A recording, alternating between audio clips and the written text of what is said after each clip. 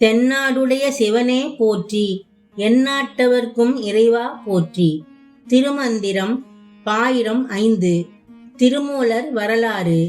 பாடல் 74. செப்பும் சிவ ஆகமம் என்னும் அப்பேர் பெற்றும் அப்படி நல்கும் அருள் நந்தி தாழ் பெற்று தப்பிலா மன்றில் தனி கூத்து கண்டபின் ஒப்பிலா 7 கோடி யுகம் இருந்தேனே. விளக்கம்.